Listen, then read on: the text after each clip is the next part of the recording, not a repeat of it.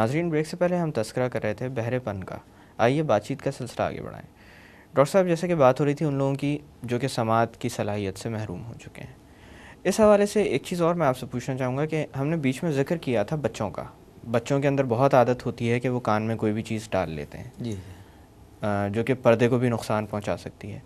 ایسے میں پہلا رد عمل جو والدین کی طرف سے آتا ہے وہ یہ آتا ہے کہ بچے نے کان میں کچھ ڈال لیا، اس کو نکالنے کی کوشش کرو، یا ناک میں کچھ ڈال لیا، اس کو نکالنے کی کوشش کرو. جی تو ان معاملات میں، کیونکہ یہ کافی کامن ہیں اور جن کے گھر میں چھوٹے بچے ہوں وہاں پر ایسا ہو جانا کافی حد تک ممکن ہے، کیا رد عمل ہونا چاہیے والدین کا، یا بہترین طریقہ کار کیا ہے جو کہ اپنایا جائے؟ بالکل ٹھیک ہے کہ کان کے اندر بچے اکثر چیزیں ڈال دیتے ہیں، اور یہ بچے عموماً نزلے زکام کا شکار زیادہ ہوتے ہیں.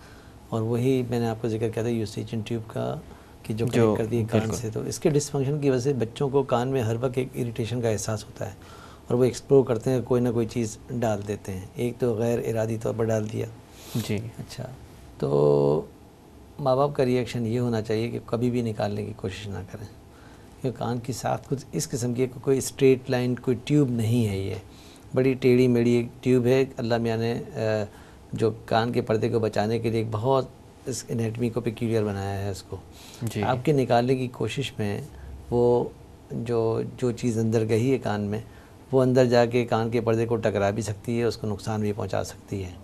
بہتر یہ ہے کہ اس وقت ہی ایمرجنسی میں، مطلب سارے پورے ملک میں یہ ہے کہ ایمرجنسی ڈپارٹمنٹ میں ENT ڈپارٹمنٹ جو اٹیچ ہوتا ہے اس میں کوئی نہ کوئی ڈیوٹی ڈاکٹر ہوتا ہے جو کان کی انیٹمی سے اور اس سے واقف ہوتا ہے، اور ان کے پاس ایسے اوزار بھی ہوتے ہیں اسپیسیفک، اور وہ ہیڈ لائٹ کا یوز کرتے ہیں تو ہاتھ بھی فری ہوتے ہیں، اور بچے کے کان میں سے نکالی جا سکتی ہے. اور بچہ بہت زیادہ تڑپ رہا ہو تو ایک مختصر سی بے ہوشی سے بھی آپریشن تھیٹر میں بھی یہ نکال سکتے ہیں.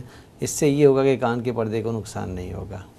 اچھا، یہ ڈیپینڈ کرتا ہے کہ فورن باڈی یا جو کان میں ڈالا گیا اس کی نوعیت کیا ہے. ویسے تو بچے بہت سارے جیسے کان کے اندر اریزر، پینسل کی نیب اور ربر، اور ایون جو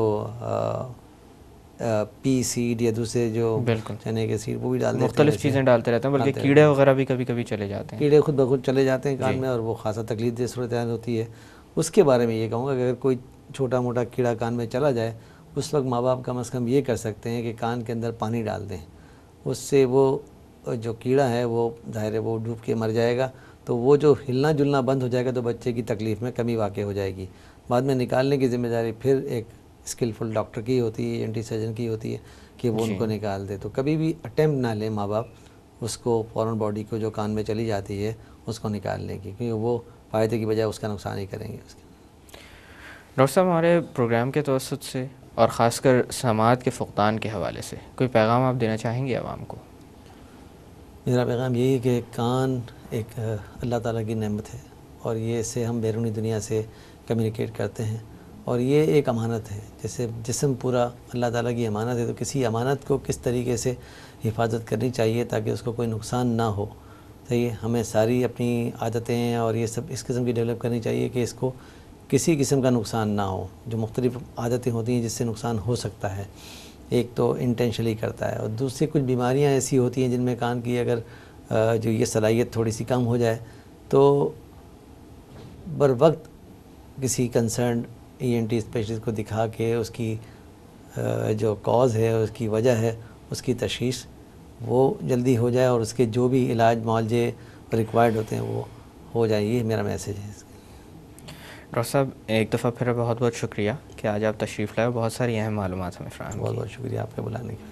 ناظرین، جاتے جاتے جو بات میں آپ سے کرنا چاہوں گا وہ یہ ہے کہ اگر چھوٹی عمر میں سماعت میں کمی کا معاملہ سامنے آ جائے تو والدین کو اس چیز پر جس حد تک ہو سکے توجہ دینی چاہیے کہ جلد از جلد علاج کروایا جائے تاکہ بچے کی نشو و نما بہتر طور پر ہو سکے.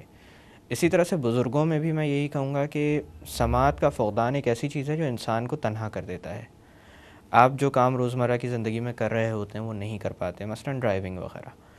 تو انسان جب اس طرح سے چیزوں سے دور ہوتا جاتا ہے تو اپنے آپ کو ناکارہ بھی کر رہا ہوتا ہے. خاص کر یہ معاملہ جب عمر کے انتہائی حصے میں پیش آتا ہے تو وہ ایج ایسی ہوتی ہے جس میں اگر انسان بیٹھ جائے تو پھر وہ کسی کام کا نہیں رہتا.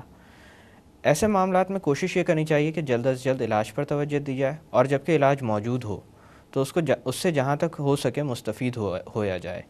جیسے کہ اکثر و بیشتر نظر آتا ہے کہ لوگ شرم کے باعث ہیئرنگ ایڈس وغیرہ کا استعمال نہیں کرتے، یا ان کے پاس ہوں بھی تو کسی دعوت وغیرہ میں جاتے ہوئے وہ اس کو گھر پر چھوڑ جاتے ہیں۔ میرے خیال سے یہ ایک انتہائی غلط کانسیپٹ ہے۔ کوئی کمی اگر کسی انسان میں ہو اور اس کو پورا کیا جا سکتا ہو تو اس میں کوئی مذائقہ نہیں کہ اس کو پورا کیا جائے اور آپ ایک بہتر اور بھرپور زندگی گزاریں، نہ کہ اس کمی کی بنا پر اپنی زندگی کو مشکل سے مشکل بناتے جائیں۔ انہی الفاظ کے ساتھ میں ڈاکٹر اکرام آپ سے اجازت چاہوں گا۔ اپنا خیال رکھیے گا۔ اللہ حافظ۔